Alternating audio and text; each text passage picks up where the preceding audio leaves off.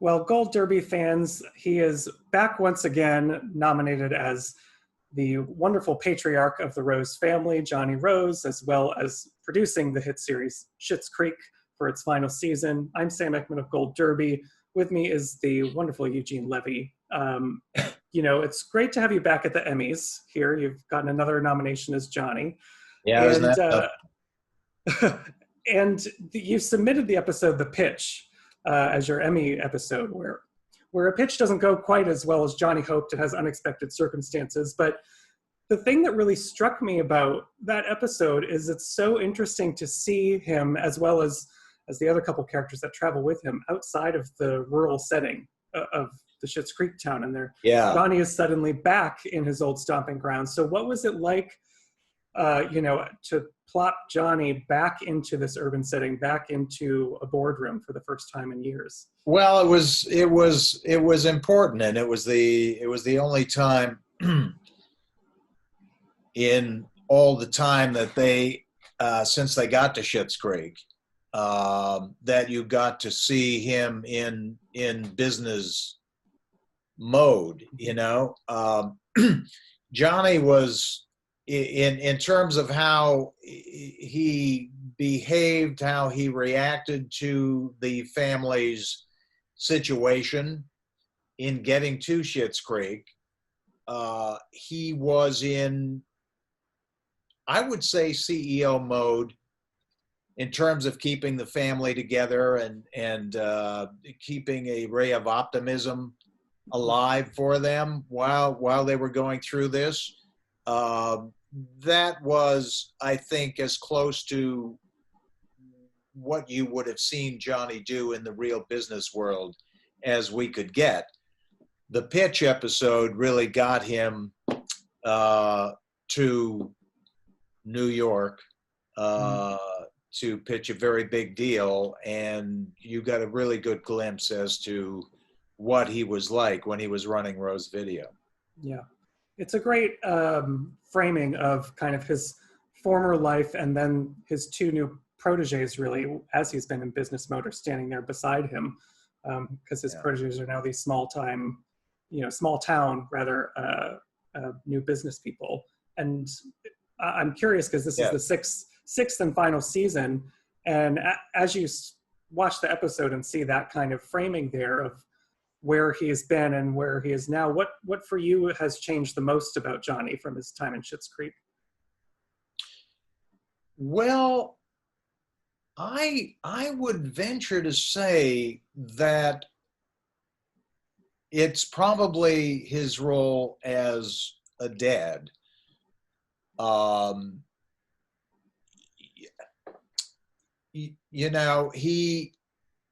He and Moira never really understood what it was like to be a parent when they had money. Money solved everything. If there was any kind of conflict in the family with the kids, lay some money on them and things will magically disappear. And they did take trips together, that's true, but they never really did spend a lot of time with them when they were small, sending them away to school, having nannies.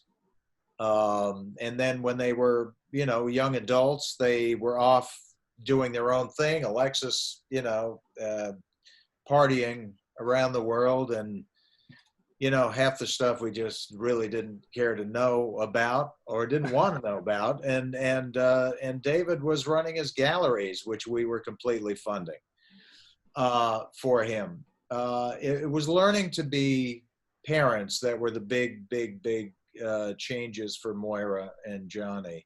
Mm-hmm. What it was like to feel love, and in the sense of giving more than receiving. That was a big one. Yeah. And in real life, in terms of being a parent and giving pitches, your son, Dan, actually pitched this show to you, the idea behind it, and you co-created this together. Yeah. Back in those original days when he first brought up this idea, did you see any of what the show would become back then? Oh, no, no. We were I mean, my thing was when he came to me and said, I've got an idea for a show. Do you want to work on it with me? I mean, number one, I was delighted and thrilled that he came to me for the first time, because everything else in his life he was doing on his own, just to show people that what he was doing on his own, not had nothing to do with me. But when he came to me with this idea, the whole thing was, I will do everything I can to try and get this thing to fruition, to get it on the air. And when we finally got our show on the air up in Canada at the CBC, that was it. I could not have been happier. We had done it. And, you know, we were now doing a half-hour show on television every week. It's kind of what we set out to do. And lo and behold, we never thought, you know, we never saw any of this coming, to be honest. We didn't even know we were going to get a second season. We just put it out there and did the work. So all this is just icing on the cake. A lot of icing, I got to be honest. There's a lot of icing on this baby, but I think it's just all the hard work paid off from everybody. Yeah, absolutely.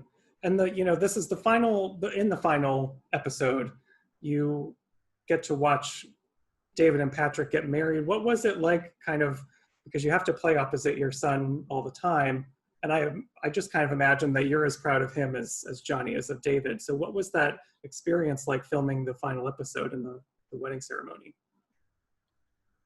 Well, it was a storyline that Daniel carefully crafted, and opened up a whole window to our show, which was an extremely important window. Love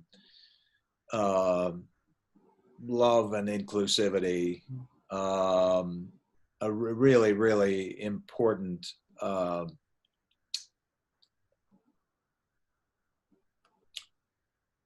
an important part of the personality of our show. Mm-hmm. So this was built so carefully, this relationship.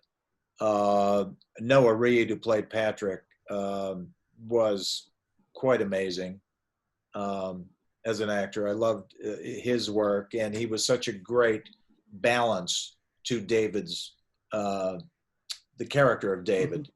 Mm-hmm. And it was just so natural and so real and so loving. And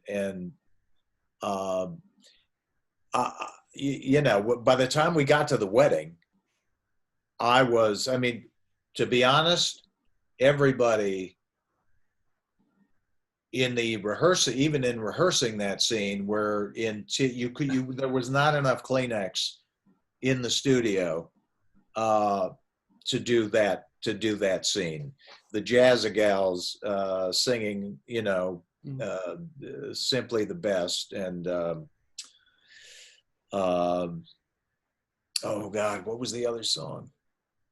Precious Love, I think. Precious Love. Thank you. Drew a blank on that. No, that was it. Got everybody going. So it was an emotional day, and just such a great culmination for David's character, considering where he started and how much trouble and how conflicted a character he actually was. It was nice to see such a sweet ending. Yeah, I think the sweetness and the love that's underneath everything that you described is kind of a reason why the show has done so well and people connected with it. And one of those aspects, I think it's you and Catherine O'Hara are so wonderful to watch together. I think probably because there's just so much history between you two, from SCTV, from your Christopher Guest films. You have a great resume together. And what what is sort of the biggest benefit for you of acting opposite someone who has all that shared history? Well, it's just it's so comfortable, and I think the history comes through in the relationship of Moira and Johnny, because we don't have to kind of do that much acting to give people the sense that these people have been married for 40 years. Working with Catherine has just been great, and it's 40 plus years we've been working together on and off, and we have the same style of working. We've spent our lives in comedy, and yet innately we're not funny people. We love to get our comedy off the ground through the characters that we play, and we take that kind of seriously. So working together, we work well together because we don't mind going over things and making sure we're exactly in sync. And it's just a very comfortable way of working. If you work one way and the person you're playing opposite is working in a completely different plane, it's really hard to get that end result that you want. So it's been a joyous experience to work with Catherine on this for 6 years. No question about it. As joyous as it was to work with my own kids, Daniel and Sarah, on this thing, which made this experience of Schitt's Creek just all the sweeter. Yeah, I can imagine. And it's interesting because everyone it's a very heightened show because it's a comedy. But when you have characters like Moira and even your children, Alexis and David, on the show, Johnny is in a way a bit more straight-laced compared to these really wild people. He's, as you say, sort of in CEO mode a lot of the time. Yeah. Is it difficult to stay in that demeanor when you have all of these, very flamboyant characters around you? It's hard to not laugh a lot of times. That's true. I would credit Chris Elliott with doing his best to, kick me off that high wire of straightness. But it was an exciting. I have to say, it was an exciting choice for me to do that, to play straight, because it's not what I've been doing in my career. I always found the closer I get to playing a character that looks like me, the less confidence I had going on camera for all those years. So that's why I just played characters that just, had a particular look to them, because it was more comfortable for me and I felt more confident playing characters that looked completely different. But this was something that was exciting from the get-go, to play the character that keeps the storyline going, that keeps everything grounded. I was very excited to do that, and and oddly enough, ain't that the irony that for the first time in my life, I've had 2 acting nominations, Emmy-wise, for this character. So something kind of clicked there. I got comfortable playing somebody who looks like me. Yeah. Well, I'm glad you brought up those Emmy nominations, because when I think of you and your career, it's someone who you kind of couldn't believe last year. It's like, wow, that's Eugene Levy's first acting nomination. You do have 2 wins for writing from SCTV, but you had never been singled out as an actor before at the Emmys. So what did that feel like to finally be recognized for that side of your skills? It felt pretty damn good. I have to say, I've never done. For acting, I mean, the stuff that I've been doing is really I spent a career playing the comic relief, right? Mhm. I come into projects, I come in for a few scenes, um, get my laughs. I don't have to carry any story, no exposition, and that's what I'm paid to do. And that was kind of a fun thing for me. I wasn't really expecting any trophies for that work. Just doing that work was rewarding enough to be able to come in and do that. So listen, I don't know. This is all a shock uh, to me, to be honest. Mhm. At this stage in my career, to have this kind of work, what you're doing on camera, recognized by the other people who are doing the same kind of work Mhm. is pretty amazing, and I have to say, if it's going to happen, I'd rather have it happen now at this stage in my life than if I had been 20 and had it happen. Yeah. Well, I was thinking one of my favorite Christopher Guest films of yours is For Your Consideration, which lampoons the whole awards season culture, and I think your agent character there would be very pleased if he was your. Yes, he he would have got excited. Yes, yes, he would Yeah, have. yeah. Before I let you go, I wanted to talk about this show has had such an interesting trajectory because so many series really start out with their maximum amount of viewers and maximum amount of attention. And then as the series goes on, you just like numbers dwindle or awards dwindle. You guys have had the opposite effect where suddenly people discovered you late in the game. Yeah. So what has it been like seeing all that come right at the end of this experience, and what are you going to miss about Schitt's Creek the most?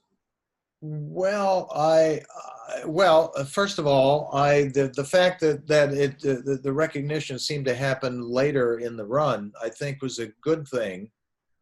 It's always scary when you come out with a show and it's a huge hit right out of the gate, Mm. and then you're just thinking, how do I maintain this? Where do we go from here? We had no expectations. We were just trying to do the kind of show we wanted to do on a budget that was considerably lower than most shows. So the recognition that the show got in the last, I would say, 2 years in particular, was just unbelievably um, gratifying. And the idea that we ended the show when we did was, the right decision, because everything just naturally came to a wonderful conclusion story-wise. And we didn't want to take a chance on extending that. So that plus the recognition we got as we wound it down was about as good as it gets. And what am I going to miss about the show? I'll miss everybody that I worked with. I'll miss the cast and our crew. A lot of our crew was there from the very first season. And it was such a joy to go to work every day with these people. It was such an exceptionally brilliant cast, if I may say. Such great young actors to work with, um, uh, and Catherine. Uh, but it was just, I actually did learn a lot working with these people. And that plus the work that Daniel did, and our great writers over the years, you know, I don't know if something like this will come up again, um, but at least I can say it did come up, and I did it, and um, it turned out to be the best thing that I've been involved with in my entire career. Well, it seems like maybe the Emmys might agree with you, so best of luck there. Everyone who is watching, please subscribe to Gold Derby and make sure you stay up to date with us throughout Emmy season. Watch all of our other interviews with contenders just like this. And Eugene, thank you so much for talking with me. It's been great talking with you. Thank you, Sam. Thank you so much. It was fun.